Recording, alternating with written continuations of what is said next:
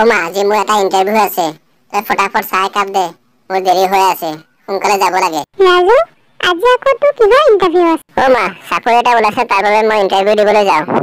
তই আৰু কিমান ইন্টাৰভিউ দিবি আজিলৈকে এটাও চাকৰি নাপালি দিনটো ঘৰতে সোমাই থাকি পাবজি গেম খেলি থাক ও মা পাবজি গেম বন্ধ হোৱাৰ পিছত বৰ আমনি লাগিছে ঘৰত বহি বহি তো সেইবাবে ভাবিছোঁ চাকৰি এটা ওলাইছে ইন্টাৰভিউ এটা দি থৈ আহোঁ তই যা ভালদৰে দিবি ইন্টাৰভিউটো তই চিন্তা নকৰিবি মা আজি মই ইন্টাৰভিউত ফালি পেলাম আজি মোক যিজনে ইন্টাৰভিউ ল'ব আহিব তাৰ 14 গোষ্ঠী কিন্তু মোক মনত ৰাখিব লাগিব কেলা চাম আজি কোনে তাক ইন্টাৰভিউ লয়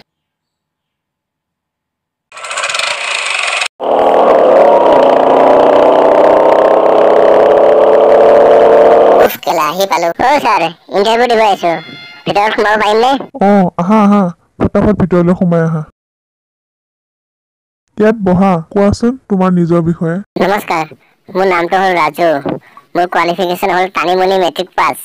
মই খাই ভাল পাওঁ পন্দা ভাত হ'ব দে তই একো ক'ব নালাগে মই বুজি পাইছোঁ তই এইবাৰ কচোন তোৰ বাপেকৰ আৰু মাকৰ কিমান বয়স ছাৰ আপুনি কি ঘণ্টা ইন্টাৰভিউ ল'ব আহিছে মোক আৰু সুধি আছে মোৰ মা দেউতাৰ বয়সৰ কথা হ'ব তুমি কিয় খং কৰি আছা এবাৰ তুমি কোৱাচোন তোমাৰ বয়স কিমান ছাৰ মোৰ বয়স 100 বছৰ বুলি মানুহে কয় কিন্তু মোৰ বিশ্বাস নহয় মই কেতিয়া হৈছিল কচোন ছাৰ মোৰ জন্ম মোৰ মা দেউতা বিয়াৰ পিছতে হৈছিল এনেধৰণৰ উত্তৰ দি থাকিলে খাটাং চাকৰিটো তুমিয়ে পাবা এইবাৰ কোৱাচোন তোমাৰ ঘৰ ক'ত ছাৰ মোৰ ঘৰ ৰামলালৰ ঘৰৰ সন্মুখত ৰামলালৰনো ঘৰ ক'ত ছাৰ মোৰ ঘৰ যদি ৰামলালৰ ঘৰৰ সন্মুখত হয় তেতিয়াহ'লে ৰামলালৰ ঘৰ মোৰ ঘৰৰ সন্মুখত হ'ব আকৌ এইবাৰ কোৱা এইবাৰ তুমি মেট্ৰিক কেতিয়া দিছিলা ছাৰ আপুনি এতিয়াও নাজানে নে মই কেতিয়া মেট্ৰিক পাছ কৰিলোঁ মই যেতিয়া মেট্ৰিক দিছিলোঁ তেতিয়া পাছ কৰিছিলোঁ আকৌ হয় নেকি এইবাৰ কোৱাচোন কৰোণাটোনো কি কৰোণা হ'ল এটা মানুহৰ মাজত বসবাস কৰা ঠেং নথকা জন্তু হৈছে দে এতিয়া ক মানুহে কণী পাৰে নে পোৱালি জন্ম দিয়ে ছাৰ মানুহে ইচ্ছা গ'লে কণী পাৰিব পাৰে আৰু ইচ্ছা গ'লে পোৱালিও জন্ম দিব পাৰে বিয়াৰ আগত কণী পাৰে আৰু বিয়াৰ পাছত পোৱালি জন্ম দিয়ে একেবাৰে শুদ্ধ উত্তৰ এইবাৰ চাকৰিটো তুমিয়ে পাবা এইবাৰ কোৱাচোন মানুহৰ পায়খানাৰ লগত পেচাব কিয় যায় ছাৰ এইটো একেবাৰে সহজ প্ৰশ্ন আপুনি সুধিছে নিউটনৰ প্ৰথম সূত্ৰৰ বাবে মানুহৰ পায়খানাৰ লগত পেচাব যায় নিউটনৰ প্ৰথম সূত্ৰৰ মতে এভৰি একশ্যন হেজ এ বিপৰীত ৰিয়েকশ্যন বাপ্পা ঐ তুমি দেখোন ইংলিছো ক'ব পাৰা ছাৰ মাজে মাজে ইংলিছ মাৰিব লাগিব আকৌ তেতিয়াহে মানুহে গম পাব মই যে কিমান স্মাৰ্ট ল'ৰা তুমি হিন্দী জানানে নাই ঠিক আছে এতিয়া মই যি বাক্যষাৰ ক'ম তুমি এতিয়া কিন্তু হিন্দীত ক'ব লাগিব দেই মই কৈছোঁ শুনা এজন ল'ৰা চাইকেল চলাই বজাৰত গৈ আছিল তাত এজনী ছোৱালী লগ পালে তাৰপিছত দুয়োটা হিৰো হোণ্ডাত উঠি চিনেমা চাবলৈ গ'ল তুমি এই কথাখিনি হিন্দীত কোৱা ছাৰ মই কম আপুনি ঠিকমতে শুনিব এক লौंडा साइकिल में उठ के पैदल मारी बाजार में गंडा फिर बाजार में एक लौंडी लोग पाता बाद में दोनों लौंडा लौंडी हीरो होंडा में उठ के सिनेमा देखते गंडा তোৰ যি জ্ঞান আছে তই এদিন হলেও বিশ্বৰ ভিতৰত ডাঙৰ মানুহ হবিয়ে এই কথা মোক সবে কয় পিছে কোৱাচোন তুমি ইংলিছ পঢ়িব জানানে মই দুটা শব্দ বানান কম তুমি ইংলিছতে ক'ব লাগিব সেই দুটা হৈছে NATURE আৰু আনটো হৈছে FUTURE ATURE মানে হল নাটুৰে আৰু FUTURE মানে হল ফুটুৰে এইবাৰ কোৱাচোন অসমখন কিহৰ বাবে বিখ্যাত ছাৰ অসমখন বানপানীৰ বাবে বিখ্যাত কিন্তু বৰ্তমান অসমখন NRC আৰু কৰোনাৰ বাবে জনবিখ্যাত হৈ আছে এতিয়া তুমি কোৱাচোন বুঢ়া বুঢ়ী ডেকা গাভৰু আৰু সৰু ল'ৰা ছোৱালীয়ে পঢ়া বিখ্যাত কিতাপখনৰ নাম কোৱাচোন ছাৰ আপুনি একেবাৰে সহজ কোৱেশ্চন সুধিছে